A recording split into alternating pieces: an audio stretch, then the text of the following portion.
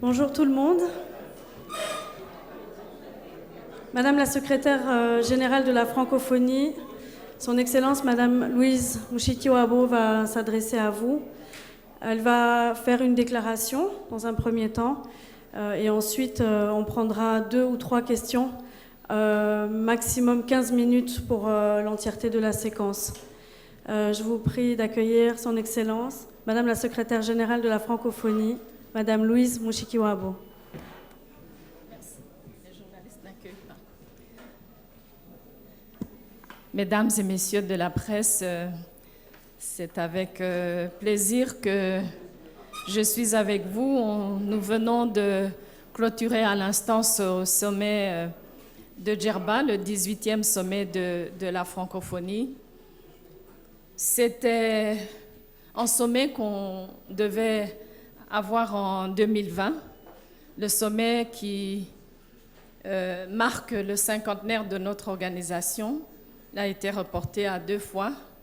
Et donc, nous avions hâte de nous retrouver au plus haut niveau de nos instances où siègent les chefs d'État et de gouvernement.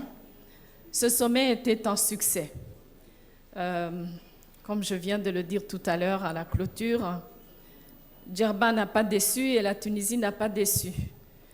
Pour plusieurs raisons. D'abord parce que, vous savez, nous sommes toujours, tous nos États, la Tunisie compris, encore dans une période de, j'espère, sortie de crise sanitaire. Nous sommes dans une période économique compliquée. Nous sommes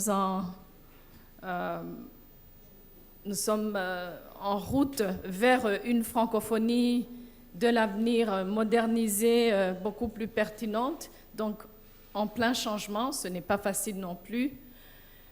Et surtout, nous sentons l'obligation d'offrir à nos citoyens francophones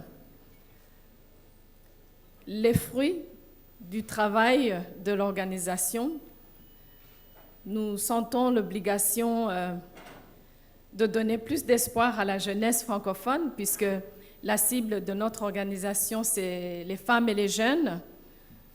Et donc tout cela a fait partie de nos échanges depuis le 19 au matin, depuis hier matin. Je dis que c'est un succès parce que nous avions des objectifs avec ce sommet, à savoir mener des discussions interactives. Nous avions un nouveau format avec ce sommet que j'avais proposé aux États et gouvernements à travers leurs représentants. Et ce nouveau format était un format plutôt interactif qui permet aux chefs d'État d'avoir de vraies conversations. Nous passions donc d'une formule classique de réunion à une formule plutôt informelle, conversationnelle et qui nous a donné de très bons résultats puisque nous avons su nous adapter à ce format, nous avons su dégager des résolutions importantes. Nous avions dans ce sommet 2 sujets thématiques, les jeunes et les femmes d'une part, ensuite le numérique qui était aussi le thème de ce sommet sur le plan thématique. Et nous avions 2 huis clos, séances à huis clos, donc que avec les chefs d'État, à savoir la francophonie de l'avenir, donc les mesures qui sont en cours pour transformer notre organisation, l'ajuster à l'avenir, bien l'inscrire dans les problématiques importantes pour nos citoyens. Et le deuxième huis clos était un huis clos politique, qui était la défiance citoyenne. J'avais choisi ce sujet pour ce huis clos des chefs d'État parce que la relation entre gouvernants et gouvernés à travers le monde et à travers le monde francophone est une relation qui est compliquée depuis quelques années.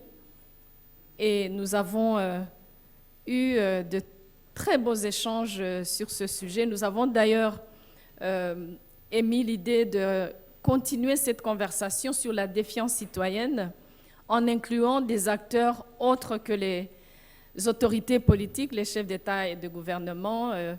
Nous allons très certainement en 2023 continuer cet échange, cette réflexion sur comment améliorer la relation entre citoyens et gouvernants, et dans un format qui est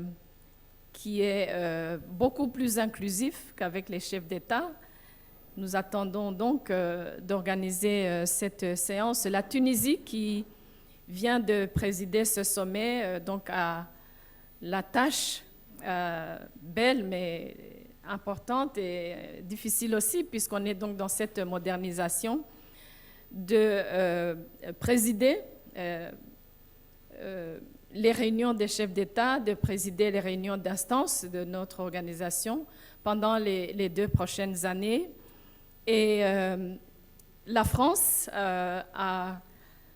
va accueillir le prochain sommet de la francophonie en 2024, vers la fin de l'année 2024, à Paris, dans la nouvelle Cité internationale pour la langue française, située à Villers-Cotterêts, à peu près 1 heure de Paris.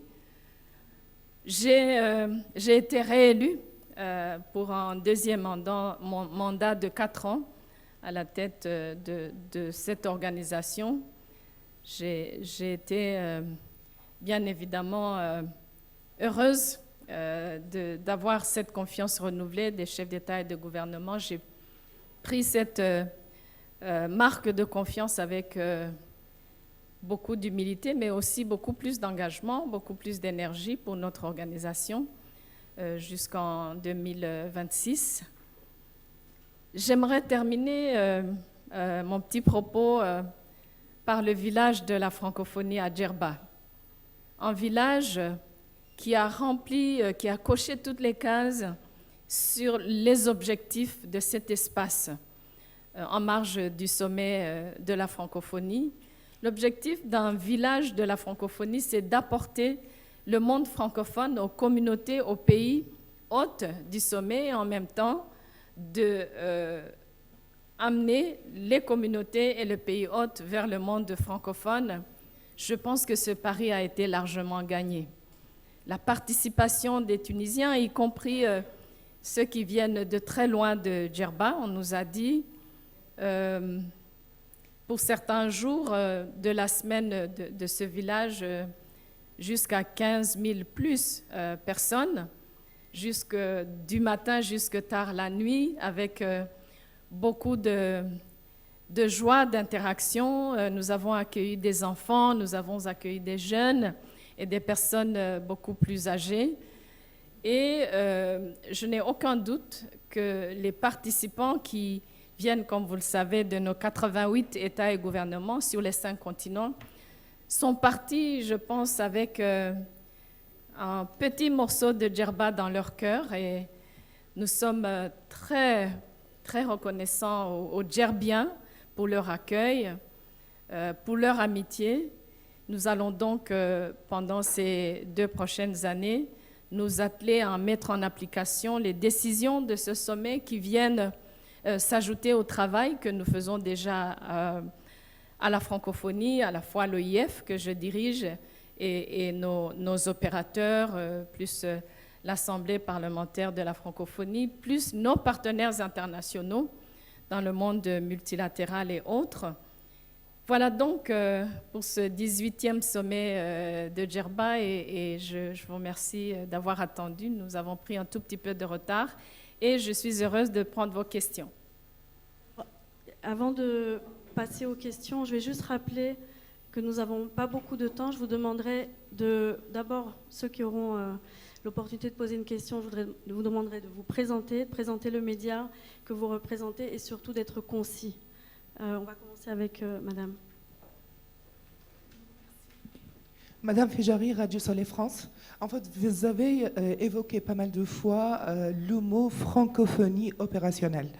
Je voudrais poser ma question par rapport aux recommandations pratiques et opérationnel en ce qui concerne le visa francophone pour les étudiants, pour faciliter la circulation en fait, entre les pays francophones pour les études, et les recommandations pratiques concernant la création de postes d'emploi, et le dernier volet concernant la création d'un espace économique francophone. Et merci.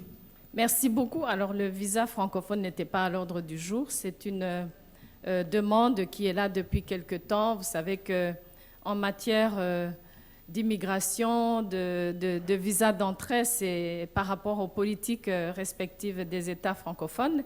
Les États francophones ne sont pas encore à ce niveau-là, mais c'est une demande qui continue. Bien évidemment, dans ce sommet, on a exprimé notre désir de voir les populations francophones se connaître entre elles, de faciliter la circulation des talents, des biens, des services, mais il n'y a pas eu de conclusion sur un visa francophone puisque cette question n'était pas à l'ordre du jour.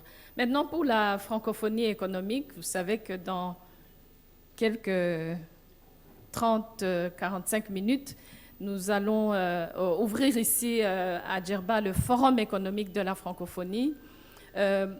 Pour nous, à l'OIF,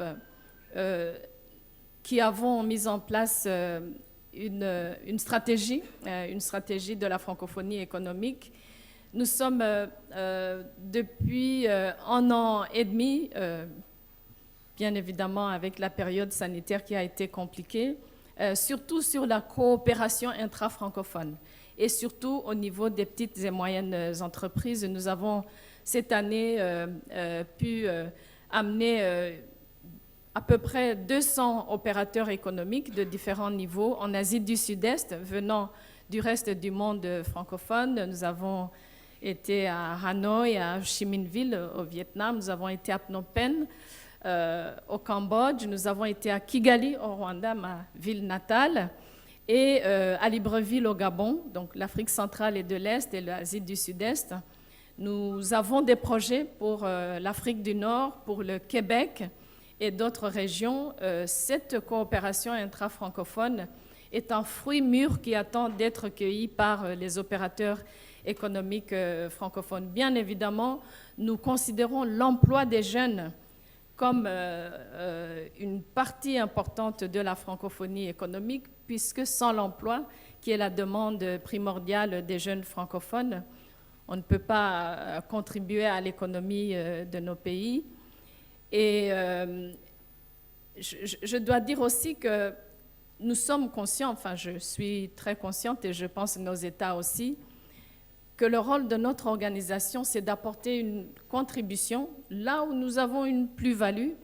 Nous sommes depuis 2019 dans une logique de resserrement sur des projets phares d'impact.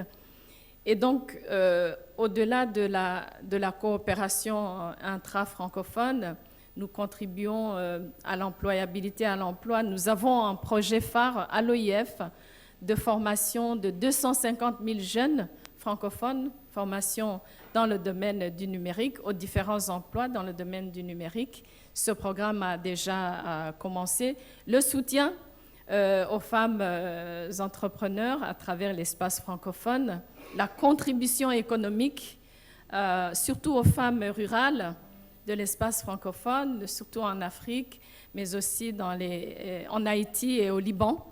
La francophonie économique, la francophonie avec elle, qui est un fonds que j'ai mis en place au début de la période de Covid pour venir en soutien économique aux femmes qui ont perdu leurs moyens de survie. Il y avait une troisième question dont je ne me rappelle pas.